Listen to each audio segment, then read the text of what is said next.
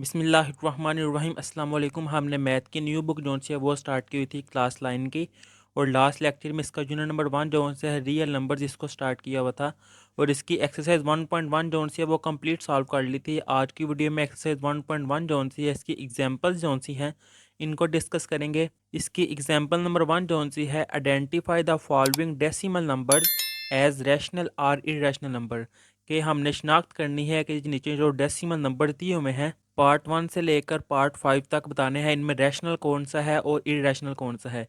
इनके सोल्यूशन जो है यहाँ पर लिखे हुए हैं, लेकिन इनको थोड़ा बहुत जो है वो मैं थोड़ा गाइड कर दूंगा, थोड़ा समझा दूंगा। असल में इनको समझने के लिए आपको 1.1 जो है इसको डिटेल से जो है इसमें क्या कॉन्सेप्ट थे वो सारे सीखने पड़ेंगे। तो इसकी 1.1 जो है इसकी एक्सरसाइज की वीडियो का लिंक आपको इसी वीडियो के नीचे डिस्क्रिप्शन में मिल जाएगा, आप वहाँ से जाके देख सकते हैं। अब इसकी एग्जांपल 0.35 बताना है ये इरेशनल है या रैशनल। तो जब 1.1 में मैंने बताया था कि अगर डेसिमल के बाद नंबर जो है स्टॉप हो जाए, फाइनाइट हो जाए, तो वो जो है रैशनल होता है। तो इसका आंसर जो है वो रैशनल आएगा। ये इसका आंसर लिखा हुआ है रैशनल नंबर। सिंपल, आपने बस ये बताना है। अब इसका पार्ट नंबर 2 है 0.4444। तब मैंने बताया था अगर डेसिमल के बाद नंबर एक ही हो और वो रिपीट होता जाए, चाहे वो इन्फिनिट टाइम हो, तो वो नंबर भी जो है वो भी रैशनल नंबर होता है। तो ये लिखा हुआ है रैशनल नंबर। अब इसका जो सा थर्ड वाला पार्ट है वो है 3.5 के ऊपर बार है, जिसका मीनिंग है 3.555। बार का मीनिंग होता है वो नंबर जो है वो रिपीट हो ही जा रहा है। तो जो इस तरह का नंबर होगा वो भी जो है रैशनल नंबर होगा। थर्ड वाले का भी आंसर आएगा रैशनल नंबर। अब इससे नेक्स्ट फोर्थ वाला है 3.36788542। यहाँ पर ये देखिए, ये जो डेसिमल है इसके बाद नंबर जो से है वो इन्फिनिट है, यानी कि स्टॉप नहीं हो रहा, चला जा रहा है। और वो नंबर जो से है रिपीट भी नहीं हो रहा है। ऐसा नंबर जो रिपीट भी ना हो रहा हो और इन्फिनिट टाइम हो, ऐसा नंबर जो से है वो इरेशनल नंबर होता है। तो ये लिखा हुआ है इरेशनल नंबर। अब इसका ये जो पार्ट नंबर 5 है 1.70997594 ये भी देखें इन्फिनिट टाइम है, स्टॉप नहीं हो रहा, और ये नंबर जो है रिपीट भी नहीं हो रहा। तो ऐसा नंबर जो है वो इरेशनल नंबर होता है। ये है इरेशनल नंबर। अब इससे नेक्स्ट जो सी है एग्जाम्पल नंबर जो सी 2 है represent square root 5 on a number line का। ये जो स्क्वायर रूट 5 है इसको नंबर लाइन जो सी है इस पर ड्रा करना है। तो सबसे पहले लिखेंगे स्क्वायर रूट 5 जो से है, क्योंकि ये इरेशनल नंबर है। Square root 5 can be located on a number line by geometric construction. कि जो सा स्क्वायर रूट 5 है इसको हम ज्योमेट्री के जरिए जो है ड्रा कर सकेंगे, क्योंकि स्क्वायर रूट 5 2.236 सो ऑन चल रहा है। तो यहाँ पे देखेंगे स्क्वायर रूट 5 जो है इसको मैं ऐसे लिख सकता हूँ स्क्वायर रूट 4 प्लस 1। तो 4 जो सा है इसको मैं लिख सकता हूँ 2 का स्क्वायर, और 1 का स्क्वायर भी 1 ही होता है। अब 2 का स्क्वायर पैथागोरस थ्योरम में हमने पढ़ा था कि हाइपोटेनियस का स्क्वायर इक्वल होता है बेस का स्क्वायर प्लस परपेंडिकुलर का स्क्वायर। तो यहाँ पर 2 जो सी है वो बेस है और 1 जो सा है वो परपेंडिकुलर है। तो 2 बेस है, तो ये 2 जो सी है वहाँ तक लाइन ड्रा करेंगे। अब परपेंडिकुलर क्या है 1, तो स्केल की मदद से यहाँ पर परपेंडिकुलर जो है सीधी लाइन ड्रा की जाएगी 1। फिर 2 सेंटीमीटर आपने कंपास यानी कि पनकारोपण करनी है, और यहाँ पर आकर आपने एक आर्क लगानी है। वो आर्क जो से इस तरह बाइसेक्ट करेगी इस लाइन को। ये जो पॉइंट आएगा ना पी, ये होगा यहाँ से लेकर यहाँ तक, ये पॉइंट पी तक होगा स्क्वायर रूट 5। ये लिखा हुआ है O P is equal to square root 5। तो ये लिखा हुआ इसका आंसर। अब ये जो सारी चीज़ें थी ना वो उन्होंने ये लिखी हुई हैं ओ बी का स्केयर इक्वल ओ ए का स्केयर प्लस ए बी का स्केयर, यानी कि हाइपोटेनियस इसमें क्या है ओ से लेकर बी तक 90 डिग्री के सामने जोन से वो होती है हाइपोटेनियस। ये है हाइपोटेनियस ओ ए, ये है ओ से लेकर ए तक जो कि बेस है 2, ये है 2। और A B perpendicular A B वो है 1, तो उसकी जगह पे आ जाएगा 1। तो ये आएगा इसका आंसर।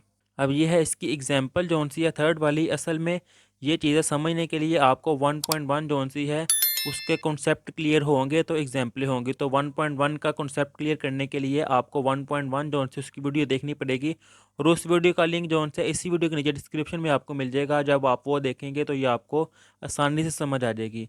अब क्वेश्चन नंबर एग्जाम्पल नंबर 3 है express the following recurring decimal as the rational number P over Q. कि ये जो नंबर दिया हुआ है ना 0.5 बार, इसको पी ओवर क्यू फॉर्म में कन्वर्ट करना है। इसका पार्ट नंबर 1 है, लेट कर लिए पहले कि ये नंबर जो सा है वो एक्स के इक्वल है। अब ये बार जो सा है इसका मीनिंग होता है कि वो नंबर जो सा है वो रिपीट हो ही जा रहा है, तो वो लिखेंगे 0.555 सो वन। इसको मैंने इक्वेशन नंबर 1 का नाम दे दिया है।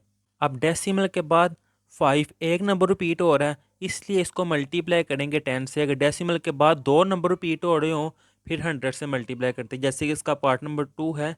अब एक नंबर रिपीट हो रहा है 5, तो मल्टीप्लाई बाय 10, 10 से मल्टीप्लाई करेंगे। 10 मल्टीप्लाई 0.55, तो एक डेसिमल का पॉइंट जोन सा है वो आगे चल जाएगा, आ जाएगा 5.5555 सो वन। तो इसको मैंने इक्वेशन नंबर 2 का नाम दे दिया है। अब इक्वेशन नंबर 2 में से इक्वेशन नंबर 1 जोन सी है वो नेगेटिव करेंगे। ये लिखा हुआ है सब्ट्रैक्टिंग इक्वेशन 1 फ्रॉम इक्वेशन 2। तो यहाँ पे ये जो लेफ्ट साइड है ना 10x, इसमें से 1x नेगेटिव करेंगे, ये लिखा हुआ है 10x माइनस एक्स। और जो राइट साइड है ना ये वाली 5.555, इसमें ये राइट साइड नेगेटिव करेंगे -0.55। तो 10x माइनस 1x वो आ जाएगा 9x, और इसमें से जब नेगेटिव करेंगे तो कैलकुलेटर में आप करके देखेंगे तो 5 आंसर आएगा। तो 9 मल्टीप्लाई हो रहा है, इस तरफ आके डिवाइड हो जाएगा, तो वो x इक्वल टू 5/9 ये आंसर है p ओवर q की फॉर्म में। अब इसका जो पार्ट नंबर 2 है उसको लेट किया है कि ये x के इक्वल है 0.93 के ऊपर है बार, जिसका मीनिंग है 0.939393। ये नंबर जो सा रिपीट हो जा रहा है। अब डेसिमल के बाद 2 नंबर हैं, 2 डिजिट से जो रिपीट हो रहे हैं, तो इसलिए इसको मल्टीप्लाई कर देंगे 100 से। जब 100 से मल्टीप्लाई करेंगे तो ये आ जाएगा 93.939393 सो वन। इसको इक्वेशन नंबर 2 का नाम दे दिया। ये है इक्वेशन नंबर 1। सेम ऊपर वाला प्रोसेस है सब्ट्रैक्टिंग इक्वेशन 1 फ्रॉम इक्वेशन 2। तो वो 100x माइनस एक्स तो वो आ जाएगा 99x। जब ये नेगेटिव करेंगे तो आंसर आएगा 93। 99 मल्टीप्लाई और इस तरफ आगे डिवाइड हो जाएगा, तो ये जो आया है ये है इसका आंसर। अब इससे नेक्स्ट है example number 4। Insert to rational numbers between 2 and 3। के 2 और 3 इसके दरमियान 2 रैशनल नंबर जो से हैं वो फाइंड करने हैं। तो अगर आपको यहाँ समझ आ रही है तो ठीक है, नहीं तो मैं यहाँ पे करता हूँ कि 2+3, और इनके दरमियान वाला डिजिट फाइंड करना है, तो इसको मैं 2 पे डिवाइड कर दूंगा। 2+3 वो आ जाएगा 5 डिवाइडेड बाय 2। ये मैंने एक जो सा है इनके दरमियान रैशनल नंबर जो सा वो फाइंड कर लिया, ये लिखा हुआ है 5/2।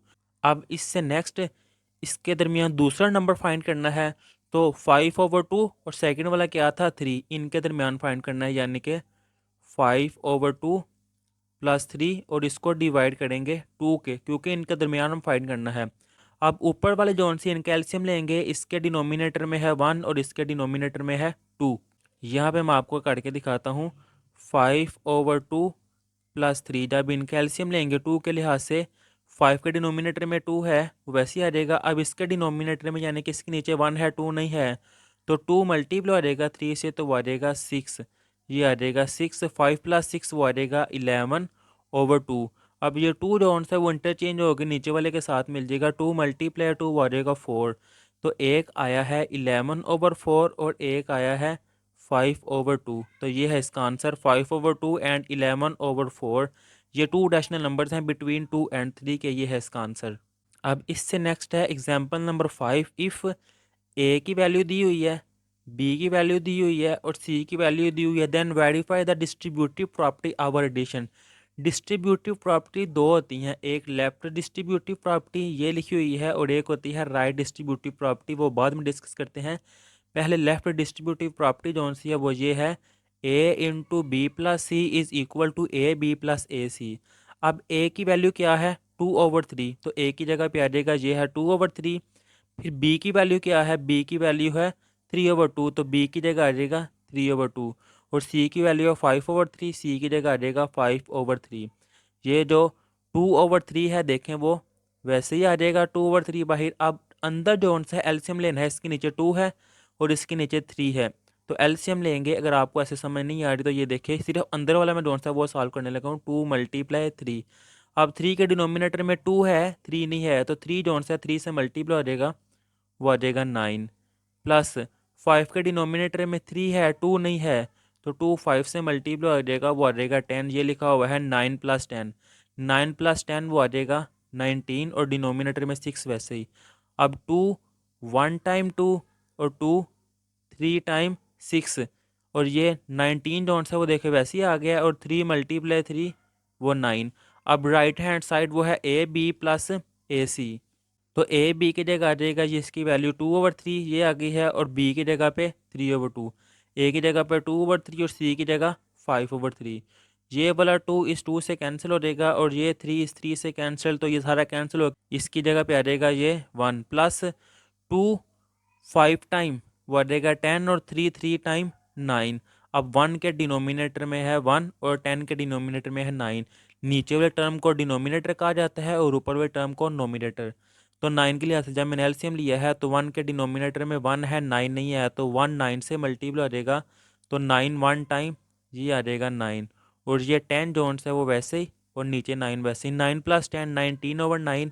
ये राइट हैंड साइड है और ये लेफ्ट हैंड साइड है, ये के लेफ्ट हैंड साइड इक्वल है राइट हैंड साइड के, तो ये लिख दिया हुआ है लेफ्ट डिस्ट्रीब्यूटिव प्रॉपर्टी।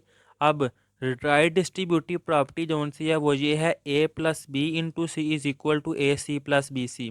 बिल्कुल ऊपर वाले की तरह ही है, पहले लेफ्ट हैंड साइड लेनी है, सिंपल इनमें वैल्यूज पुट करनी है ए बी सी की।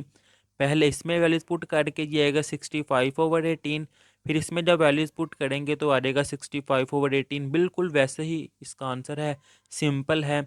अब इससे नेक्स्ट कौन सी है, example number 6। Identify the property that justify the statement, कि वो प्रॉपर्टी कौन सी है वो बतानी है जो इस स्टेटमेंट को जस्टिफाई करे। फर्स्ट वाली देखें, ए ग्रेटर देन है 13, ए ग्रेटर है 13। प्रूफ क्या करना है कि a + 2 ग्रेटर है 15 के। तो ये मैं सॉल्व करने लगा था लेकिन इसमें सोल्यूशन में लिखा हुआ है, ये देखिए a ग्रेटर देन 13। अब प्रूफ जो करना है वो है a + 2 ग्रेटर है 15 के। अब अगर क्वेश्चन को नोट करें तो ये है a, लेकिन प्रूफ करना है a + 2, तो यहाँ पर दोनों तरफ मैंने 2 ऐड कर दिया, a + 2 और इस तरफ भी 13 + 2। 13 + 2 क्या आ जाएगा 15 और लेफ्ट साइड पे a + 2 वो आंसर आ गया है। कौन सा स्टेप किया है कि मेरा आंसर आ गया है, मैंने 2 ऐड किया है, तो मैंने लिख दिया है order property with respect to addition. अब ये प्रॉपर्टीज़ कैसे आएंगी मुझे कैसे पता चला है, तो इसके लिए आपको 1.1 जोन से है उसकी वीडियो देखनी पड़ेगी और उस वीडियो का लिंक आपको इस वीडियो के नीचे डिस्क्रिप्शन में मिल जाएगा, आप वो देखेंगे सारे कॉन्सेप्ट क्लियर हो जाएंगे।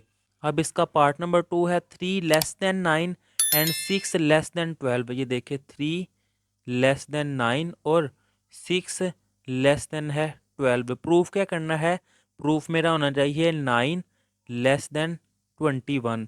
देखिए 3 + 6 3 + 6 < 9 + 12। 3 + 6 वो आ जाएगा 9 और 9 + 12 क्या आएगा 21। यानी कि मैंने इन प्रॉपर्टीज़ को भी क्या किया है आपके सामने है ऐड किया है, तो इसके आंसर में भी क्या आएगा, ये आ जाएगा इसके आंसर में भी order property with respect to addition. तो ये यहाँ तक आएगा इसका भी आंसर जो भी मैंने सॉल्व करके आपको दिखा दिया है। अब ये थर्ड वाला पार्ट है 7 > 4 एंड 5 > 3 के साथ जो आंसर है वो बड़ा है 4 से और साथ लिखा हुआ है 5 बड़ा है 3 से। प्रूफ मैंने क्या करना है कि 35 > 12 वो कैसे आएगा, देखें 7 × 5 7 × 5 वो आ जाएगा 35 और इनक्वालिटी वैसे ही 4 × 3 तो ये क्या आ जाएगा 12। तो कैसे आया मेरा आंसर, जब मैंने मल्टीप्लाई किया है। तो ये लिखा हुआ है थर्ड वाले का आंसर यहाँ से लेकर यहाँ तक और यहाँ पे आएगा order property with respect to multiplication. अब इसका फोर्थ वाला पार्ट है इफ़ -5 < -4 कि -5 जो सा है वो छोटा है -4 से। प्रूफ मैंने क्या करना है 20 > 16, ये चीज़ समझने वाली है। अब -5 से 20 कब आए और -4 से 16 कब आए, और इनक्वालिटी जो सी है इसका भी साइन जो सा है वो चेंज हो, यानी कि क्वेश्चन चेंज हो, यहाँ पर छोटा है और यहाँ पर बड़ा हो गया है। वो तब ही आता है जब किसी भी नेगेटिव नंबर से मल्टीप्लाई या डिवाइड किया जाए, फिर ही इनक्वालिटी जो सी है वो चेंज हो जाएगी। अब अगर मैं -5 को मल्टीप्लाई करूँ -4 के साथ, -4 से करूँगा इनक्वालिटी चेंज हो जाएगी तो मेरा काम हो जाएगा। और माइनस माइनस +5 × 4 20। इसी तरह बिल्कुल जो लेफ़्ट साइड पे किया है राइट साइड पे भी वही करूँगा, -4 से मल्टीप्लाई किया माइनस माइनस प्लस और 4 टाइम 16। तो मेरी इनइक्वालिटी जो सी सॉरी मेरा आंसर जो है वो आ गया, और मैंने क्या किया है, मल्टीप्लाई किया है। तो यहाँ पर मेरी प्रॉपर्टी आ जाएगी order property with respect to multiplication. तो यहाँ पर 1.1 है इससे नेक्स्ट। अब इंशाल्लाह नेक्स्ट वीडियो में हम 1.2 जो सी है उसको डिस्कस करेंगे। तब तक के लिए अल्लाह हाफिज़।